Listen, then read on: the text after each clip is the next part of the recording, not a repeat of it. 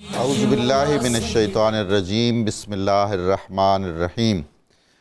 92 news channel کے programme صبح نور میں آپ کا میزبان معین نظامی آپ سب کی خدمت میں سلام عرض کرتا ہے۔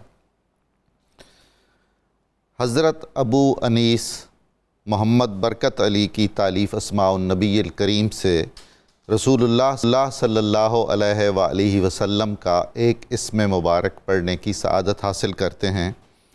سیدنا المہاجر، ہمارے سردار ہجرت فرمانے والے، درود و سلام بھیجے اللہ آپ پر، آپ کی آل پاک پر اور آپ کے صحابہ کرام رضوان اللہ تعالی علیہم اجمعین پر۔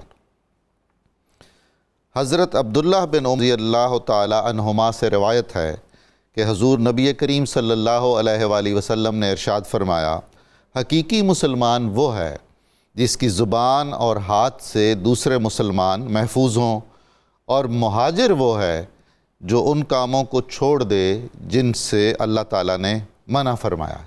ناظرین کرام، ہمارا آج کا موضوع تاریخ اسلام کے چند گنے چنے اہم ترین موضوعات میں سے ہے جن کی حیثیت سنگ میل کی سی ہے۔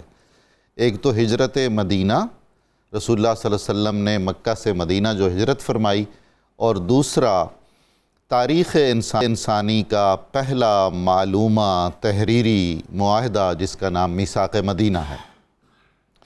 انبیاء علیہم السلام میں سے بعض کو اللہ تعالیٰ نے ہجرت کا شرف عطا کیا، اور رسول کریم صلی اللہ علیہ وآلہ وسلم کو ہجرت اکبر عطا فرمائی، ہجرت اعظم عطا فرمائی۔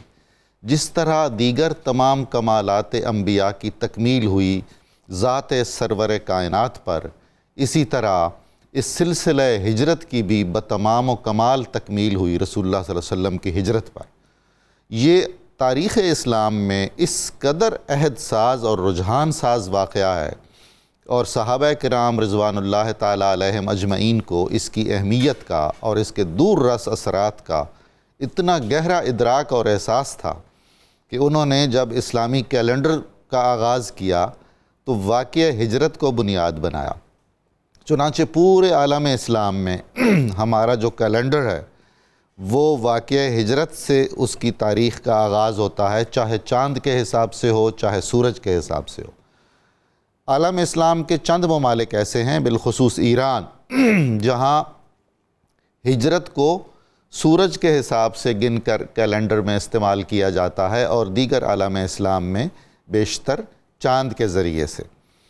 ہجرت کیا تھی اور اس کے کیا اسباب تھے، کس پس منظر میں وہ آئی، اور اللہ تعالیٰ کی مشیت نے اس کے بعد آنے والے کیسے کیسے روشن امکانات رکھے ہوئے تھے، اور اس کے بعد میثاق مدینہ۔ یقین جانیے، ایک تو فتح مکہ ہے۔ رسول اللہ صلی اللہ علیہ وآلہ وسلم نے جب اظہار نبوت فرمایا تو اسی وقت ہی آپ فاتح دو جہاں قرار پائے۔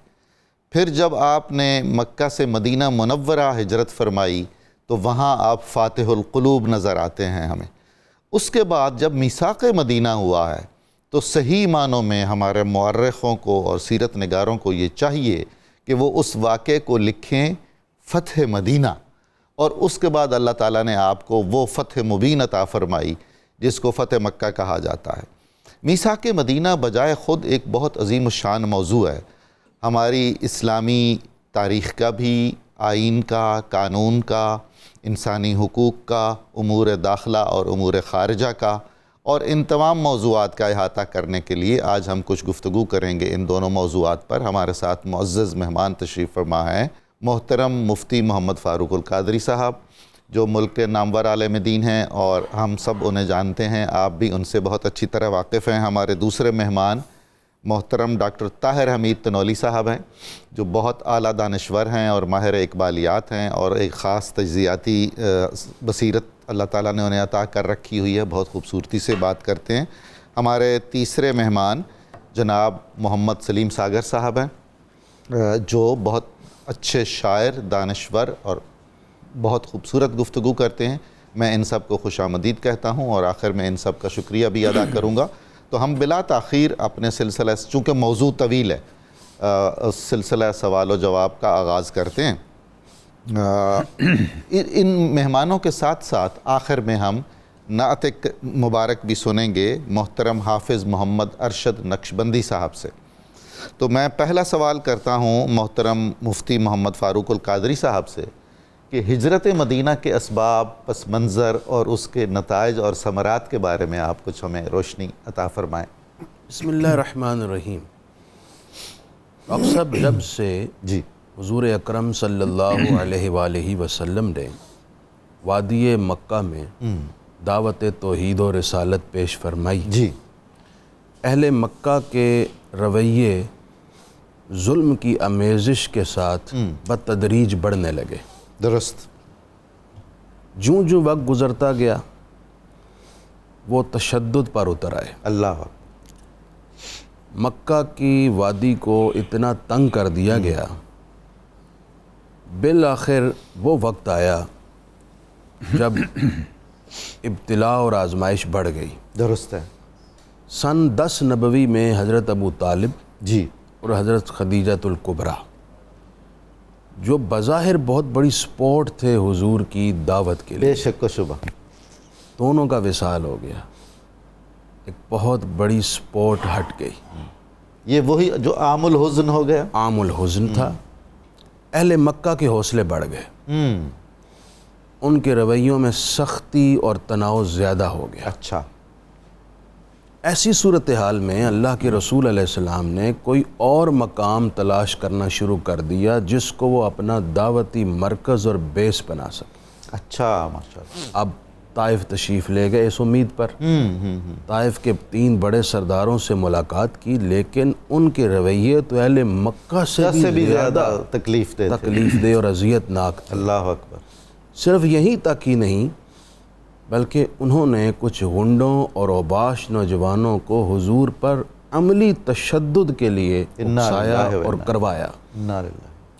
اس قدر پتھروں کی بارش کی گئی کہ آپ کا جسم مبارک لہو لہان ہو گیا، آپ کی ایڑیوں پر پتھر مارے گئے، آپ کے نالین خون سے بھر گئے۔ یہ بھی رسول رحمت صلی اللہ علیہ وآلہ وسلم نے ہم سب کے لیے اسوہ چھوڑا، کیسی تکلیفیں اٹھائیں، حتیٰ کہ اس تکلیف کے سبب آپ ایک جگہ قوت میں ضعف فیل کرتے ہوئے بیٹھ گئے۔ اچھا۔ تو انہوں نے آپ کو آپ کی بغلوں سے پکڑ کے کھڑا کر دیا۔ اللہ اکبر۔ پھر دوبارہ پتھروں کی بارش شروع کر دی۔ یہ وہ ابتلاء و آزمائش کا نقطہ منتہا ہے۔ حتیٰ کہ حضرت عائشہ صدیقہ رضی اللہ عنہا نے ایک مرتبہ پوچھا کہ اے رسول خدا، کیا احد سے زیادہ سخت دن بھی آپ کی زندگی میں کوئی آیا؟ آپ نے فرمایا ہاں، طائف کا وہ دن ہے جسے میں کبھی نہیں بھول سکتا۔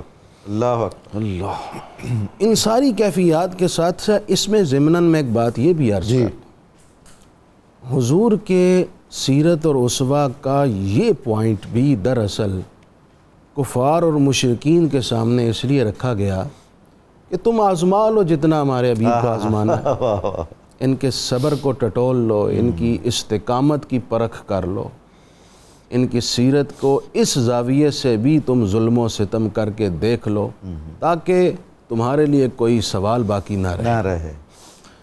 یہاں سے پلٹ کر رسول اللہ صلی اللہ علیہ وآلہ وسلم جب مکہ تشریف لائے تو اس رویے کے بعد اب نصرت خدا کی ٹھنڈی ہوا چلنے لگی۔ سبحان اللہ، سبحان اللہ۔ مدینہ منورہ سے 6 لوگ آئے ہوئے تھے مکہ میں۔ اچھا۔ حضور سے ملاقات، متاثر ہوئے، اسلام قبول کر، واہ واہ واہ، پلٹ کر چلے گئے۔ آئندہ برس وہ 12 آئے، کیا بات ہے، مسلمان ہو گئے باقی۔ اللہ اکبر۔ وہ بیعت عقبہ اولیٰ تھی۔ اچھا۔ انہوں نے عرض کی یا رسول اللہ اب ہم جا رہے ہیں پلٹ کر۔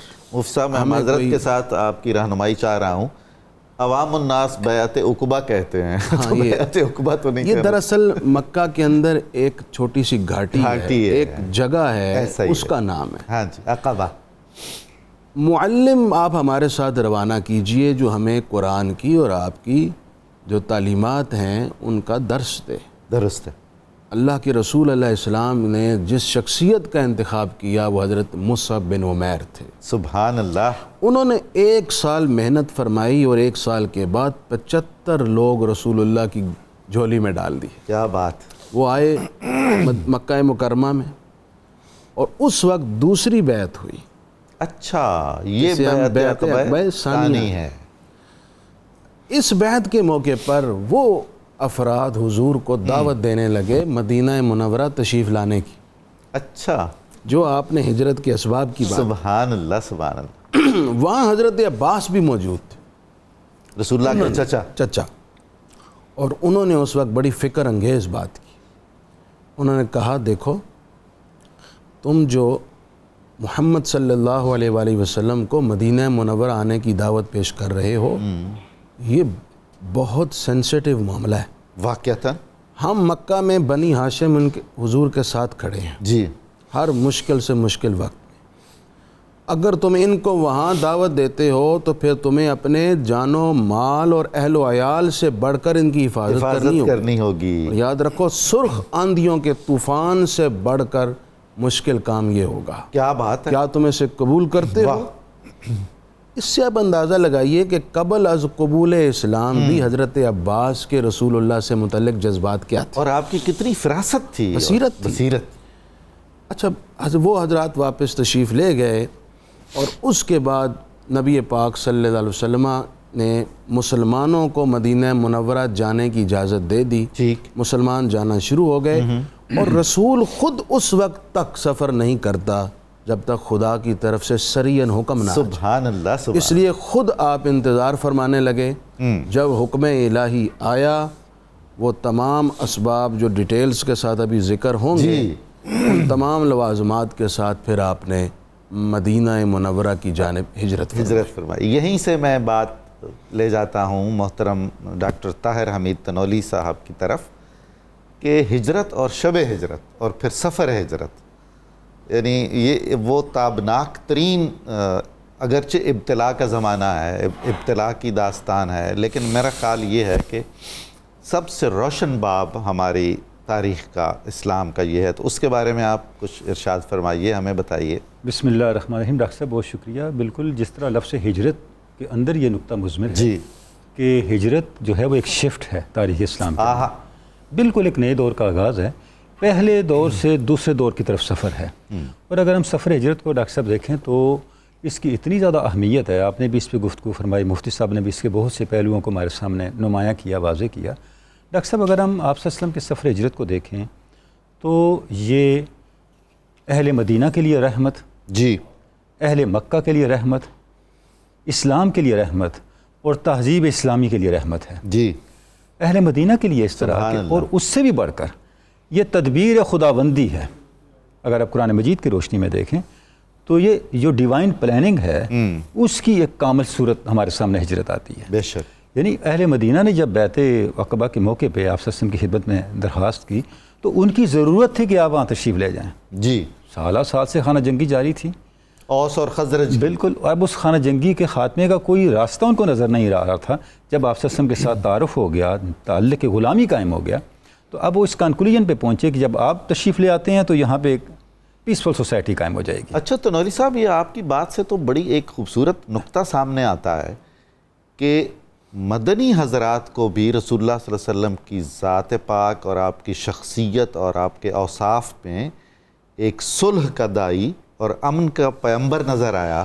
ڈاکٹر صاحب ہم یہاں پہ ڈسکس کرتے رہے ہیں آپ کے اجداد کو. اہل مدینہ آپ کے اجداد سے واقف تھے. ان کے لیے آپ سے شخصیت کلیتاً اجنبی اور ان نون پرسنالٹی نہیں تھی. بالکل ٹھیک ہے. تو وہ دیکھ رہے تھے کہ ہمارے مسائل کا حل آپ کے وہاں تشریف لانے میں. سبحان اللہ. اہل مکہ کے لیے کیسی رحمت. اگر تا دیر آپ مکہ میں قیام فرما رہے تھے اور اہل مکہ کے مظالم ایک حد سے بڑھ جاتے تو پھر ان کا انجام کیا ہوتا. انبیاء کی تاریخ ہمارے سامنے ایسا ہی ہے. اس حد تک پہنچنے سے پہلے آپ صلی اللہ علیہ وسلم کی ہجرت کا فیصلہ کر دیا گیا تاکہ یہاں پر مستقبل میں اسلام کے فروغ کے امکانات پیدا ہو سکیں. اور خود اسلام کے لیے اس طرح سے کہ اب اسلام کو فروغ پذیر ہونے کے مواقع بھی ملے اور اسلام کی بنیاد ہجرت قرار پائی کہ قیامت تک ہمارا جو ایک پیٹرن ہوگا زندگی کا وہ ہجرت پر مبنی ہوگا. بندہ مومن ہر پہلے لمحے سے اعلیٰ لمحے کی طرف ہجرت کرتا رہے گا زندگی ساری, یعنی اس کی بنیاد ہجرت پہ رکھتی. اور آپ صلی اللہ علیہ وسلم کا اپنا فیصلہ دیکھیں, اس سے پہلے ہجرت حبشہ بھی ہوئی, آپ حبشہ کیوں نہیں تشریف لے گئے؟ بہت اہم ہے. وہاں پہ اگر آپ تشریف لے جاتے, وہاں پہ ایک اسٹیبلشڈ گورنمنٹ تھی, آپ رعایا کے طور پہ جاتے، نجاشی جو حکمران موجود تھا، آپ رعایا کے طور پہ جاتے یا جا کے اس کو ڈیسٹیبلائز کرتے، دونوں باتیں درست. سبحان اللہ سبحان اللہ. آپ ایک ایسی سوسائٹی میں تشریف لے کے گئے جہاں پہ سوسائٹی کو اسٹیبلش کرنا درکار تھا، لہذا آپ نے وہاں پہ تو حکمران جانا تھا. جیسے آگے چل کے ہم اس پہ بات ایسا ہی ہے. گویا ہجرت ہم دیکھتے ہیں کہ ہر حوالے سے اپنے اندر ایک ڈیوائن وزڈم اور ایک کمالات کے جو ہیں وہ ایک حکمتیں رکھتی ہے اپنے اندر. اور جو ابھی آپ نے شب ہجرت کا ذکر کیا، جب کفار مکہ نے دیکھا کہ ہماری تمام کوششوں کے باوجود اسلام پھیلتا ہی جا رہا ہے، اس کا حل کیا کریں، دارالندوہ میں سارے لوگ بیٹھے، انہوں نے پلاننگ کی اور 3 آپشن اختیار کیے. اچھا. کہ ہم کس طرح سے معاذ اللہ استغفر اللہ اسلام کے فروغ کو روک سکیں اور آپ صلی اللہ سکتے. علیہ وسلم کی کاوشوں کو بے اثر کر سکیں. سورہ انفال کی آیت نمبر 10 میں اللہ رب العزت اس کو بیان کیا، اے میرے رسول وہ وقت یاد کریں جب یہ سارے پلاننگیں کرنے والے مل بیٹھے تھے اور انہوں نے 3 آپشن لیے تھے. کیا آپشن لیے تھے؟ لِيُثْبِتُوكَ أَوْ يَقْتُلُوكَ أَوْ يُخْرِجُوكَ. اللہ اکبر اللہ اکبر. اب یہ ایسے کام تھے، ہم کہہ نہ سکتے اگر قرآن مجید نے اس کو بیان نہ کیا ہوتا. آپ کو قید کر دیں، آپ کی جان لے لیں، یا آپ کو جلا وطن کر دیں. معاذ اللہ. حتیٰ کہ ابو جہل نے کہا کہ بہتر یہ ہے کہ قتل کا فیصلہ کیا جائے اور سارے جو قریش اکٹھے ہو جائیں اور جب مل کے کریں گے تو کسی کے ایک قبیلے کے ذمہ نہیں لگے گا. تو یہ آپ سسم کا گھرانہ کس پہ دعویٰ کرے گا؟ مل جل کے بعد میں خون ادا کر دیں گے، قصہ ختم ہو جائے گا. اب یہ وہ وقت تھا جب ہجرت کا موقع آ گیا اور ہجرت کا فیصلہ اللہ رب العزت کی طرف سے ہو گیا. اب آپ صلی اللہ علیہ وسلم نے سیدنا ابوبکر صدیق کو اس کے لیے تیار کیا، ان کو سب سے پہلے بشارت دی، اور حضرت ابوبکر صدیق پہلے ہی جو تھے تیاریوں میں تھے، اور آپ صلی اللہ علیہ وسلم نے سیدنا علی مرتضیٰ کو حکم فرمایا سبحان کہ اللہ. آپ نے یہاں قیام پذیر رہنا ہے، میرے بستر پہ رہنا ہے تاکہ کہ آپ ساری مانتے واپس نہ لوٹا کے آ جائیں. امانتیں ان دشمنوں کی ہیں جو جان کے در پہ ہیں، مگر وہ امانتیں بھی پہنچانا بہت ضروری ہے. یہاں دیکھیں اس واقعے کو اگر آپ دیکھ لیں تو آپ صلی اللہ علیہ وسلم کی نبوت کے حوالے سے کسی اور دلیل کی ضرورت ہی نہیں رہتی. کہ آپ دیکھیں کہ آپ کے مخالفین کا آپ کے کردار کی عظمت کا یہ اعتراف ہے. یہ ہے ایک طرف آپ کی جان لینا چاہ رہے ہیں، دوسری طرف اپنی مانتے آپ کے پاس رکھی ہوئی ہیں. پتہ یہ چلا دارالندوہ میں بیٹھا ہر شخص یہ مان رہا ہے. سبحان اللہ. ہم سب میں سے قابل اعتماد آدمی صرف محمد رسول اللہ صادق اور امین وہی ہے. ورنہ پہلے ان سے ایمانتے لے کے آپ اپنے میں سے کسی قابل اعتماد آدمی کے گھر پہ بالکل ایسا نہیں کیا. اور آپ صلی اللہ علیہ وسلم جو جان لے رہے ہیں ان کی مانتوں کی فکر ہے. سبحان اللہ سبحان اللہ. یہ پیغمبرانہ کردار ہے. اور اس کے بعد پھر آپ صلی اللہ علیہ وسلم نے جو ہے وہ رخصت کا فیصلہ فرمایا، اور آگے ایک پھر طویل داستان ہے. میں ایک نقطے کی طرف سے اشارہ کرنا چاہوں گا. آپ یہاں سے چلے پھر قباء پہنچے، 14 دن وہاں قیام فرمایا، اور قباء کے بعد پھر جب آپ آگے چلے تو قبولہ محلہ بنی سالم میں آپ نے پہلا جمعہ پڑھایا. اس خطبے کا جملہ میں آپ کے سامنے رکھنا چاہوں گا. آپ نے فرمایا، لوگوں میں تمہیں جو نصیحتیں کرتا ہوں ان میں سے ایک بات مت بھولنا. اگر تم یہ چاہتے ہو تمہارے اور دنیا کے معاملات سیدھے ہو جائیں تو تم اپنے اور اللہ کے معاملات سیدھے رکھو. سبحان اللہ. آپ دیکھیں آگے سارا جتنا سفر ہے 10 سالہ اس جملے کی وضاحت اس جملے کی بنیاد پہ. بہت بہت خوب بہت خوب. جناب محترم محمد سلیم ساگر صاحب، ہم نے ہجرت پر بات کی اور رسول اللہ صلی اللہ علیہ وسلم کی تشریف آوری قباء اور مدینہ منورہ میں ہو گئی، اور جس طرح والہانہ استقبال کیا گیا. آپ نے مسجد قباء کی بنیاد رکھی، جمعہ پڑھایا گیا، اس کے بعد مسجد نبوی کی بنیاد رکھی گئی جو عالم اسلام کا عظیم الشان مرکز ہے. پھر رسول اللہ صلی اللہ علیہ وسلم نے مدینہ کے حق میں دعائیں فرمائیں، پھر رسول اللہ صلی اللہ علیہ وسلم نے مدینہ کو حرم قرار دیا. تو اس رسول اللہ کے مدینہ منورہ یا قباء پہنچ جانے کے بعد کی کیا صورتحال ہجرت کے نتائج کی صورت میں سامنے آتی ہے؟ بسم اللہ الرحمن الرحیم. بہت شکریہ سر. آپ کی اجازت سے میں اپنے ایک شعر سے ہی آغاز کروں گا. بسم اللہ. کہ ہم اہل مکہ و دلی کے ظلم سن کے پلے، ہمارے خون میں ہجرت کی خو زیادہ ہے. سبحان اللہ سبحان اللہ. تو جب سر اہل مدینہ کو پتہ چلا کہ حضور ہجرت فرما چکے ہیں اور راستے میں ہیں، تو ان کی روٹین یہ تھی کہ وہ روزانہ صبح صبح جا کر تو مدینہ کی حدود پہ آ کے کھڑے ہو جاتے تھے اور انتظار کرتے تھے کہ کب تشریف لائیں گے اور کب دیدار ہوگا. سبحان اللہ. اور وہ جب دھوپ تیز ہو جاتی تو وہ اپنے اپنے گھروں کو لوٹ جاتے. اللہ اللہ. کچھ دن بعد ایک یہودی کسی ٹیلے پر، جب سب لوگ اپنے گھروں کو تشریف لے جا چکے تھے، تو ایک یہودی اپنے کسی کام سے ایک ٹیلے پر چڑھا ہوا. اچھا. تو دیکھا کہ ایک چاندنی کا حالہ جو ہے وہ فرعون کی چوٹیوں کی طرف سے آ رہا ہے، اور اس نے بے خود ہو کر، بے اختیار ہو کر ایک اس نے نعرہ بلند کیا کہ حضور تشریف لے آئے. اچھا ماشاءاللہ. تو اس کے بعد جو ہے وہ تمام لوگ استقبال کے لیے ہتھیاروں سے لے, خصوصی طور پر جو بنو نجار تھے جی وہ ہتھیاروں سے لیس ہو کر آئے استقبال کے لیے. اور چونکہ بیشتر زیادہ تر لوگوں نے حضور کا دیدار نہیں فرمایا ہوا تھا, صحیح نہیں دیکھا, ان کا آپ کے چہرے مبارک سے واقف شناسہ حضرت نہیں تھے. ابوبکر ساتھ تھے. جی حضرت ابوبکر ساتھ تھے, تو وہ دراز قد بھی تھے جی اور وہ زیادہ نمایاں اور واضح نظر آ رہے تھے. زیادہ تر لوگ انہی کو سلام کرتے رہے, حتیٰ کہ جب دھوپ آپ آقا علیہ الصلوۃ والسلام کے اوپر سر پر آئی تو حضرت ابوبکر صدیق رضی اللہ تعالیٰ عنہ نے ان کے سر پر چادر تانی, تب لوگوں کو اندازہ ہوا کہ حضور کون ہے. اچھا, یہ بھی بہت حکمت کی بات ہے کہ رسول اللہ صلی اللہ علیہ وسلم کا جو مرتبہ ہے وہ واضح ہو جائے اور لوگ آپ کو ظاہراً بھی پہچان لیں. بالکل. جی. اور اس کے بعد سر اس میں روایات میں جو ہے وہ اختلاف ہے کہ آپ کا جو قیام تھا بنی عمر بن عوف کے ہاں, جی, بلکہ وہاں کلثوم بن حضم کے ہاں آپ رکے, تو وہ 4 دن کا تھا یا 12 دن کا تھا یا 24 دن کا تھا. تو اس دوران میں مسجد قباء کی تعمیر ایک بہت اہم واقعہ, اور مسجد قباء کی تعمیر ایسی کہ مجھے جتنی دفعہ بھی اللہ پاک نے موقع دیا وہاں جانے کا, تو میں فجر کے بعد فجر ادا کر کے مسجد نبوی سے تو میں اشراق کے لیے وہاں چلا جاتا ہوں. اور وہاں اس کے اپنے فضائل ہیں. جی سر, اس کا جو بنیادی چیز ہے وہ جو سکون اور محبت وہاں پہ جی وہاں میسر آتا ہے, جو نظر آتا ہے, اور پھر آپ کو اپنے دل سے جڑے ہوئے محبت والے اور پرسکون لوگوں کی جو وہاں پہ یاد آتی ہے, وہ شاید کسی اور جگہ پہ وہاں پہ حجاز میں نہیں آتی. تو اس کے بعد جو ہے وہ وہاں پہ جمعہ پڑھنا بنو سالم کے پاس آ کر, بلکہ جمعہ تو وہاں ادا کیا بنو سالم کے ہاں. مدینہ منورہ میں حضرت ابو ایوب انصاری کے ہاں کیسے آپ نے قیام فرمایا؟ جی وہ بھی ایک دلچسپ واقعہ اور تاریخ کا حصہ ہے کہ وہ کسوہ جو ہے حضور پاک کی اونٹنی جو ہے, جی اس نے ان کو الاؤ کیا گیا کہ وہ جہاں رکے گی تو حضور وہیں پہ رسول اللہ نے فرمایا کہ یہ مأمورہ ہے, اس کو امر کیا گیا ہے, اس کو حکم دیا گیا ہے, یہ جہاں بھی جائے گی. ورنہ تو ہر قریہ پہ, ہر کوچہ پہ لوگ نکیل پکڑ لیتے تھے اونٹنی کی اور چاہتے تھے کہ وہ اپنے پاس لے جائیں.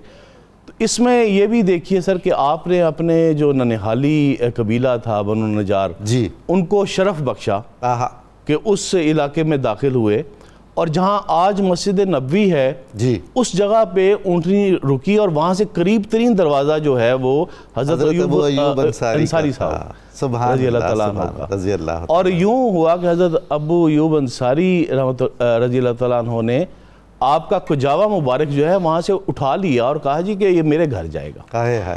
تو حضور نے یہ الفاظ ارشاد فرمائے کہ انسان کو وہی ہونا چاہیے جہاں اس کا کجاوا ہو. سبحان اللہ, سبحان اللہ. تو اور پھر وہاں پہ آپ تشریف لے گئے. یہ جو مواخات کا عمل, یہ بھی تاریخ اسلام کا کمال کہ ایک مہاجر ایک انصاری کو بھائی بنایا. جی وہ بھی سر اس میں دیکھیں, اس میں سب سے زیادہ تاریخ اسلامی میں سے جہاں سے ہمیں حضور کی سیاسی بصیرت اور الوہی مدد جہاں سے ہمیں نظر آنی شروع ہوتی ہے, وہ مقام ہے جہاں سے آپ نے مواخات کا آغاز کیا.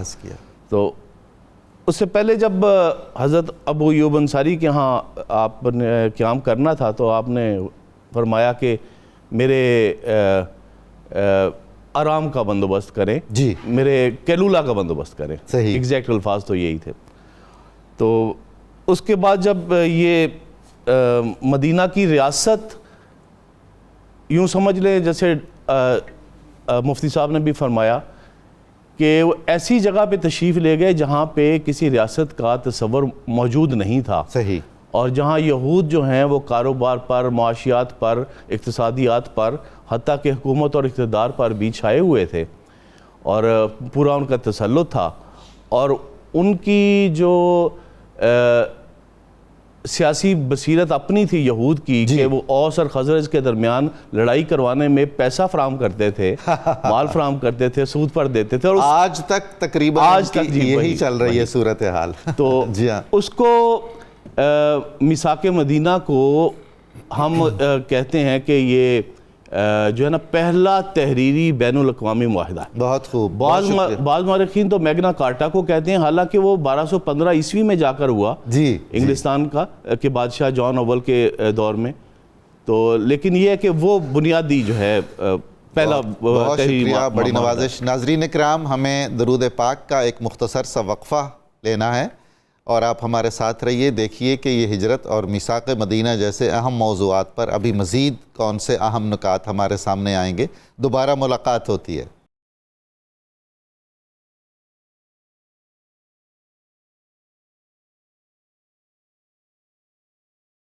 ہم میثاق مدینہ کا ذکر کرتے ہیں جو تاریخ اسلام کا ایک ایسا روشن باب ہے جو آج تک ہمارے لیے مشعل راہ ہے. سب سے پہلے میں محترم مفتی محمد فاروق القادری صاحب سے درخواست کرتا ہوں کہ وہ ہمیں میثاق مدینہ کا کچھ پس منظر اور اس کی کچھ چند شقیں اور کون کون سے فریق تھے اور اس کی ضرورت کیا پیش آئی، اس پر رہنمائی فرمائیں. ہجرت بنی انقلاب عظیم کی تمہید. اللہ اللہ، سبحان اللہ. جب رسول اکرم صلی اللہ علیہ وآلہ وسلم مدینہ منورہ میں تشریف لے آئے، ریاست مدینہ قائم کی، جی، تو مدینہ منورہ میں امن و امان کو قائم رکھنا ایک بہت بڑی ضرورت تھی. صحیح. اور اس کے لیے آپ صلی اللہ علیہ وسلم نے بڑی بصیرت افروز اور حکمت پر مبنی فیصلے فرمائے. مدینہ منورہ میں ایک طرف انصار اور مہاجرین ہیں، جی، ان کے درمیان مواخات قائم کر کے ہاں، واقعتاً آپ نے امن اور بھائی چارہ قائم کر دیا. دوسری طرف جو مدت دراز سے اوس اور خزرج کے درمیان لڑائیاں کرواتے آئے، یہ مقامی انصاری قبیلے تھے، انصاری قبیلے تھے اور یہ مدتوں سے یہاں آباد ہیں. ان کے درمیان انتشار کروانے، جھگڑا کروانے میں بہت گہرا کردار ہمیشہ سے رہا یہودیوں کا. اور یہودیوں کے 3 قبیلے مدینہ منورہ میں آباد تھے. صحیح. بنو قینقاع تھے، بنو نضیر تھے اور بنو قریظہ تھے. صحیح. اب یہ لوگ اپنی سرشت اور فطرت اور تاریخ کے ساتھ ہمیشہ سے اسی رول کو پلے کرتے آئے ہیں، ٹھیک، اور آج تک بھی یہ دنیا میں یہی کر رہے ہیں. بالکل. تو آپ صلی اللہ علیہ وسلم نے ایک تو فلاحی ریاست کے قائم کے لیے، دعوت توحید و رسالت کے فروغ کے لیے ضروری سمجھا کہ امن قائم کیا جائے، اور ظاہر ہے آنے والی امت کے لیے ایک نمونہ بھی بنانا تھا کہ ریاست کیسے قائم ہوتی ہے، صحیح، اور امن کی کیا اہمیت ہوتی ہے ایک فلاحی ریاست میں، بے شک، اور ایک ترقی کی طرف گرداں ریاست کے لیے امن کتنا ضروری ہے. تو آپ نے پھر اس کے لیے میثاق مدینہ یعنی ایک معاہدہ فرمایا، جس کا اس دور میں نام تو صحیفہ تھا، لیکن بعد میں مورخین نے اس کو میثاق کے لفظ سے یاد کیا. اب اس میثاق کو دیکھا جائے تو اس میں 2 پارٹ ہیں. ٹھیک ہے. ایک ہے مسلمانوں کے باہمی معاملات کہ انہوں نے کس انداز میں چلنا ہے اور آپ صلی اللہ علیہ وسلم کی کس طرح اتباع کرنی ہے اور آپس میں کس طرح رہن سہن اور نظم و ضبط میں رہنا ہے. صحیح. اور دوسرا اس کا پارٹ ہے یہودیوں سے متعلق. میں یہاں پر کچھ شقیں یہودیوں سے متعلق پڑھنا چاہ رہا ہوں. وہ اس لیے بھی ضروری ہے کہ آپ صلی اللہ علیہ وآلہ وسلم نے یہودیوں سے یہ معاہدہ کر کے گویا کہ یہود کو جکڑ لیا. بہت خوب. اور آپ کے اس دانش مندانہ اور بصیرت افروز فیصلے سے یہود کی جو ایک منفی سرگرمیاں تھیں ان کے آگے ایک دیوار کھڑی ہو گئی. واہ سبحان اللہ. اور مسلمانوں کو کھل کر کام کرنے کا موقع مل گیا. اب دیکھیے کہ یہ معاہدہ کیا ہے. جی، آپ صلی اللہ علیہ وسلم نے ایک تو اس سے یہ بھی پیسج دیا کہ بین الاقوامی معاہدے کیسے ہوتے ہیں اور یہ معاہدے کرنا جائز ہے اور ان معاہدوں سے فوائد اٹھانے چاہیے مسلمانوں کو. جی، پہلی شک یہ تھی کہ مدینہ منورہ میں رہتے ہوئے یہودیوں کو مذہبی آزادی ہوگی. سبحان اللہ. وہ اپنے مذہب پر جیسے چاہیں عمل کریں، جیسے ہمارے پاکستان میں اقلیتیں اپنے مذہبی آزادی کے ساتھ رہتی ہیں، رہ سکتی. مدینہ کا دفاع جس طرح مسلمانوں پر لازم ہے اسی طرح یہودیوں کے لیے بھی ضروری ہے. واہ کیا بات ہے. انہوں نے کہا جی آمنا، ہمیں قبول. سبحان اللہ. بیرونی حملے کی صورت میں یہودی بھی متحد ہو کر مسلمانوں کا مدینہ کے دفاع میں ساتھ دیں گے. انہوں نے کہا ہمیں یہ بھی منظور ہے. چوتھی شک یہ تھی کہ ہر قاتل سزا کا مستحق ہوگا، چاہے وہ مسلمان ہے چاہے وہ یہودی ہے، ہر قاتل کو اگر جرم ثابت ہوتا ہے تو سزا دی جائے گی۔ مسلمانوں کے قتل ناحق پر ورثاء اگر رضامند نہ ہوں تو قاتل کو جلاد کے حوالہ کیا جائے۔ تمدنی اور ثقافتی معاملات میں یہودیوں کو مسلمانوں کے برابر حقوق حاصل ہوں گے، شہری ہونے کے اعتبار سے انہیں برابر۔ یہودی اور مسلمان حلیف ہوں گے، لڑائی اور صلح میں ایک دوسرے کا ساتھ دیں گے۔ مسلمانوں پر حملے کی صورت میں یہودی اور یہودیوں پر حملے کی صورت میں مسلمان ان کا ساتھ دیں گے۔ قریش یا ان کے حلیفوں کی یہودی مدد نہیں کریں گے، اچھا، یعنی کسی قریشی کو نہ پناہ دیں گے اور نہ ہی یہودیوں کی پس پشت خفیہ طور پر مسلمانوں کے خلاف امداد کریں گے۔ یہ یہودی ایسا نہیں کر سکتے۔ اچھا، ایک شک میں اور پڑھ دیتا ہوں پھر میں بات آگے بڑھاتا ہوں۔ یہودیوں کے اندرونی معاملات میں مسلمان مداخلت نہیں کریں گے، کیا بات ہے، اور شہر مدینہ میں ایک دوسرے فریق سے جنگ حرام ہوگی۔ سبحان اللہ سبحان اللہ۔ اچھا، اب یہ وہ شکیں تھیں، اس بنیاد پر اب یہودیوں نے، اچھا ایک شک اور بھی ہے جی کہ فیصلے کا اختیار نبی پاک صلی اللہ علیہ وسلم کو ہوگا، کیونکہ رسول صلی اللہ علیہ وسلم کسی کے تابع نہیں ہو سکتا۔ واہ واہ، یہ بڑی اہم شک تھی جس میں یہودیوں کو اس بات پر قائل کیا گیا، انہوں نے تسلیم کیا کہ فیصلہ رسول اللہ صلی اللہ علیہ وسلم کا ہی ہوگا حتمی طور پر۔ سبحان اللہ سبحان اللہ۔ اب یہ معاہدہ ہو گیا، یہودی ایک طرح سے محدود ہو گئے جی، اور مسلمانوں کو اپنے مذہبی آزادی بھی حاصل ہوئی، کاروباری نظم و نسق قائم کرنے کا موقع ملا۔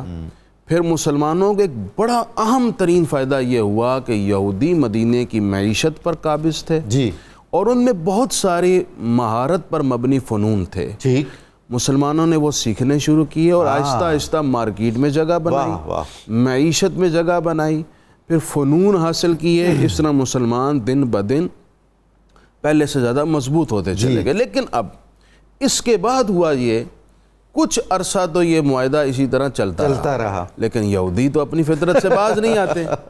سب سے پہلے غزوہ بدر کے بعد مسلمانوں کی جب ساکھ اور زیادہ مضبوط ہو گئی، اب انہیں ایک احساس ہوا کہ ہم تو کمزور پڑ رہے ہیں، لہٰذا انہوں نے بنو قینقاع نے سب سے پہلے غداری کی۔ اچھا، سب سے پہلے انہوں نے کی تو آپ صلی اللہ علیہ وسلم نے انہیں جلا وطن کر دیا۔ اس سے آپ نے یہ بھی میسج دیا کہ معاہدہ توڑ دینے کی صورت میں فریق مخالف کو سزا دینی چاہیے تاکہ معاہدے کی اہمیت برقرار رہے، ورنہ تو بے معنی ہوگا۔ اس کے بعد بنو نضیر نے غداری کی، وہ بھی جلا وطن کر دیے گئے، اور کچھ مدت بعد بنو قریظہ نے بھی غداری کی۔ اس طرح جا کر یہ معاہدہ ختم ہوا، لیکن اس وقت تک اسلامی ریاست قائم ہو چکی تھی، مسلمانوں کے مطلوبہ فوائد انہیں حاصل ہو چکے تھے، اور آپ صلی اللہ علیہ وسلم جو حکمت پر مبنی معاہدہ فرمایا، اس معاہدے نے آنے والی امت کے سامنے بھی ایک ماڈل پیش کر دیا۔ بہت ہی عمدہ۔ جناب تنولی صاحب، محترم مفتی صاحب کی جو گفتگو ہے اس سے یہ نتائج نکلتے ہیں کہ رسول اللہ صلی اللہ علیہ وسلم کی تشریف آوری اور میثاق مدینہ نے ایک طرف تو وہ جو طالع اعظمات تھے جو مقامی تھے اور وہ خود کو حکمران بنانا یا بننا چاہ رہے تھے، وہ مسئلہ ختم ہوا۔ دوسرا، جو خفیہ بادشاہ گر قوتیں تھیں اور سرمایہ اور اقتصاد پر قابض تھیں جیسے کہ یہودی، تو وہ بڑی حکمت عملی سے سارے ایک اس جھنڈے تلے آ گئے اور رسول اللہ صلی اللہ علیہ وسلم کی قیادت اور سیادت کو انہوں نے مان لیا، اور ایک نوعیت سے اب اقتدار اعلیٰ رسول اللہ کو تفویض ہوا اور مسلمانوں کو وہ تمام مواقع حاصل ہوئے دیگر اقلیتوں کے ساتھ ساتھ جو حاصل ہونا چاہیے تھے۔ مدینہ حرم قرار پا گیا۔ اور ایک بات جو مجھے خاص طور پر میں بیان کرنا چاہوں گا مفتی صاحب ہی کی بات سے، کہ کسی بھی فلاحی ریاست کے لیے امن کا قیام بہت ضروری ہے۔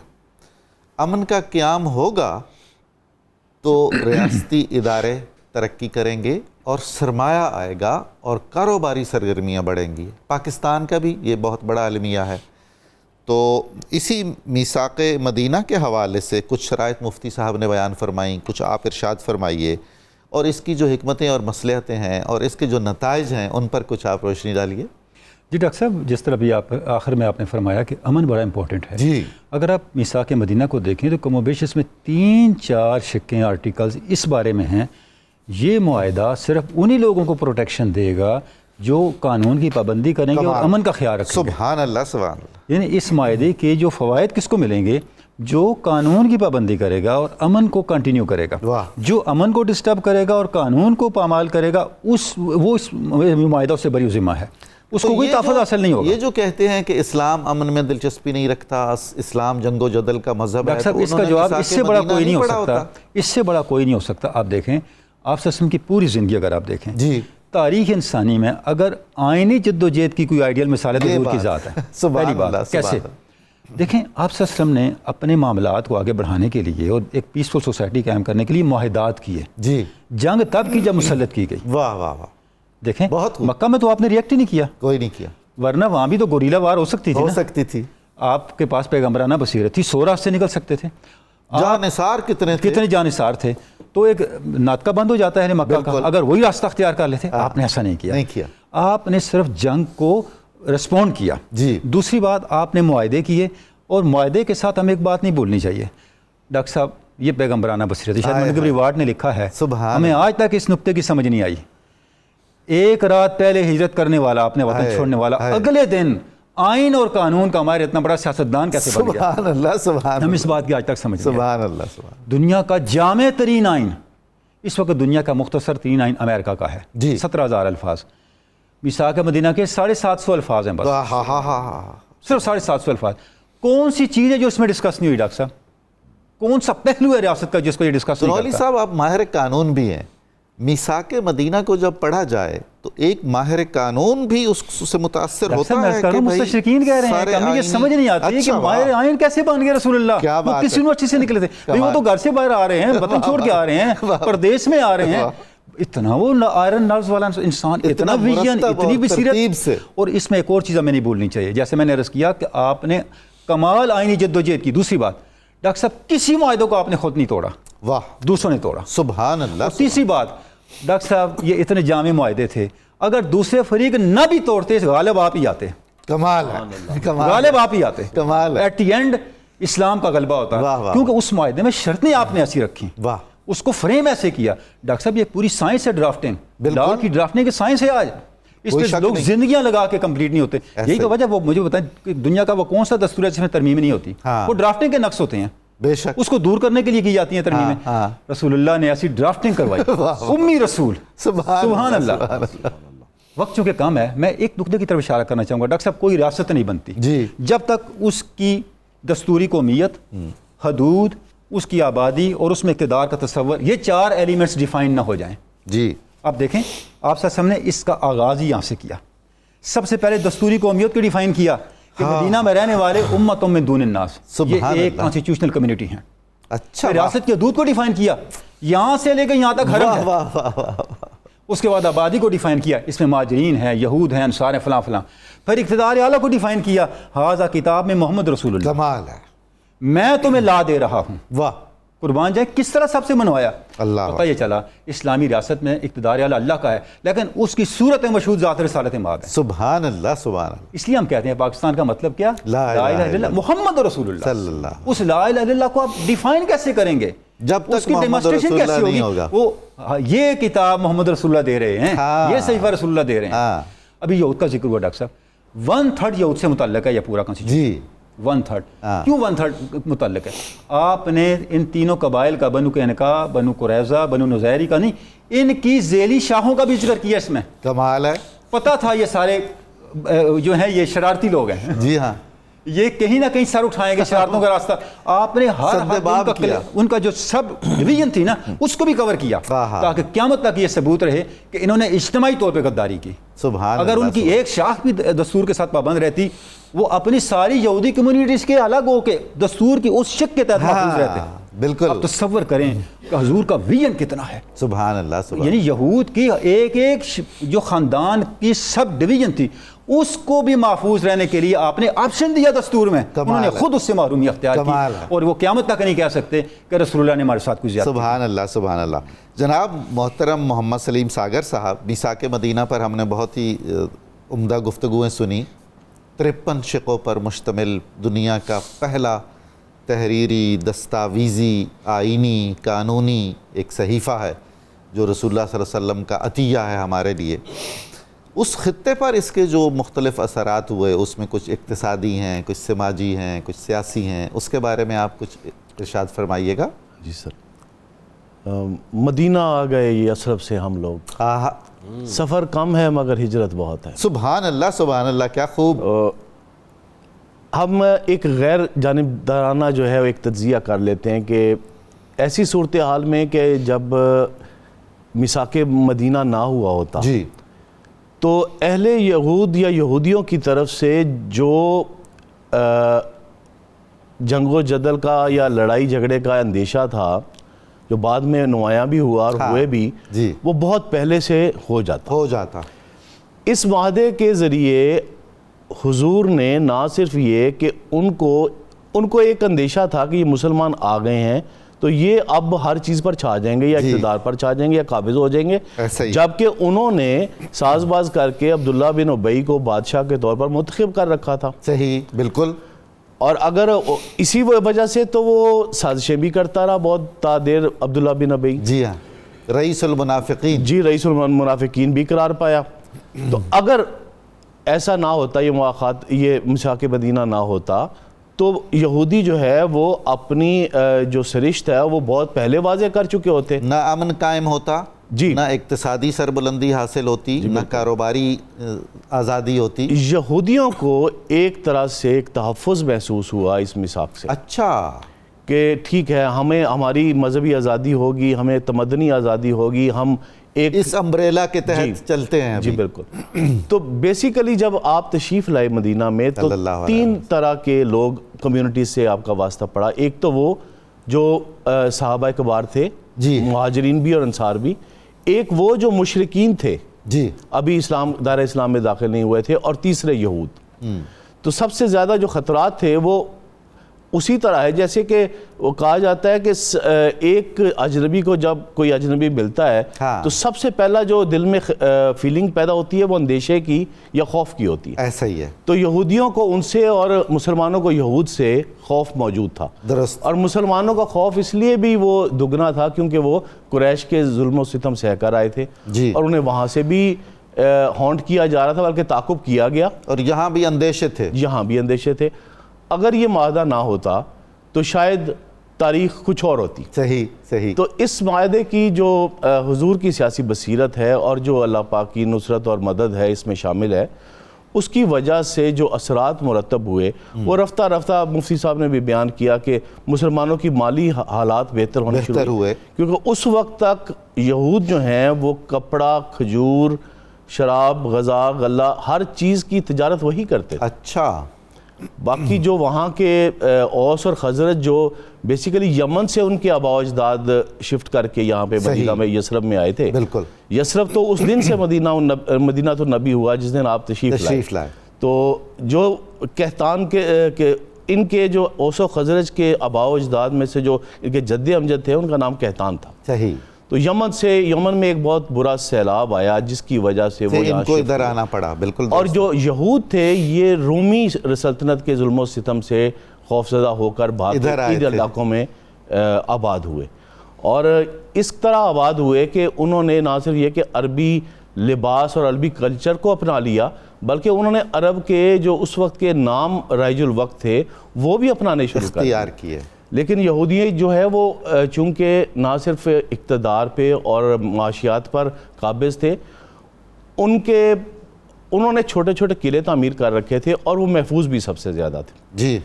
اور جب حضور نے ان کے ساتھ معاہدے کیے اور انہیں تحفظ کا احساس ہوا تو ایک پرامن معاشرے کی جو ہے وہ بنیاد پڑ گئی. بالکل. بہت. اور پھر آگے ہم دیکھتے ہیں کہ کس طرح وہ ریاست کی مستحکم بنیادیں بن گئیں. جی بالکل. مجھے محترم مفتی صاحب سے ایک بڑی اہم بات کرنی ہے. آخری جملہ اس پروگرام کا، ہمارا وقت ختم ہو جاتا ہے، کہ یہ ہجرت کوئی ایسا بڑا عظیم کارنامہ تو ہے کہ مہاجروں کی فضیلتیں ہیں اللہ تعالیٰ نے ہجرت کرنے والوں کو. جی بالکل. مہاجرین کی بہت فضیلت قرآن مجید میں بیان کی گئی اور حدیث پاک میں بھی بیان فرمائی گئی ہے.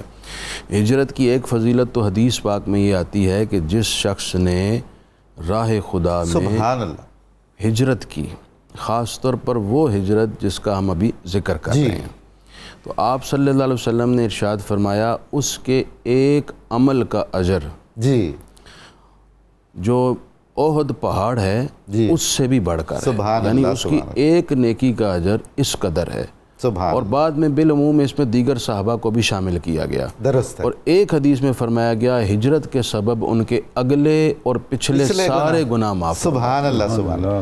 ناظرین کرام، نسخے کا وقت ہوا ہے. کتاب الشفاء سے ایمان کی سلامتی کا وظیفہ. جو شخص روزانہ 100 بار کلمہ طیبہ اور درود پاک پڑھنے کا معمول بنا لیتا ہے تو اللہ تعالیٰ اس کا ایمان سلامت رکھتا ہے اور اس کا خاتمہ بالایمان ہوتا ہے. سیدنا علی المرتضیٰ شیر خدا کرم اللہ وجہہ الکریم کا قول مبارک ہے، حق کی تلخی پر صبر کرو کیونکہ مصیبتوں پر صبر کرنا دشمنوں کی خوشی کو خاک میں ملا دیتا ہے. ناظرین، روزنامہ 92 نیوز میں آج کا مضمون ذریعے گا سیدنا سالم بن معقل رضی اللہ تعالیٰ عنہ سے متعلق ہے. پروگرام کی تفصیل جاننے کے لیے آپ ہمارا فیس بک اور ٹویٹر پیج لائک کریں اور پروگرام دیکھنے کے لیے ہمارا یوٹیوب چینل سبسکرائب کریں اور اپنی قیمتی رائے سے ہمیں ضرور آگاہ کریں. ہم نعرہ لگائیں گے اور اس کے بعد ہم نعت مبارک سنیں گے ارشد نقشبندی صاحب سے.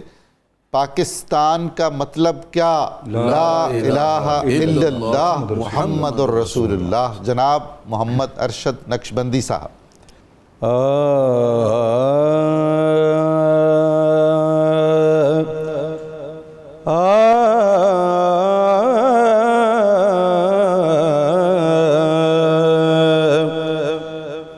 ہوا حکم خدا ہجرت شہ عالم نے فرمائی،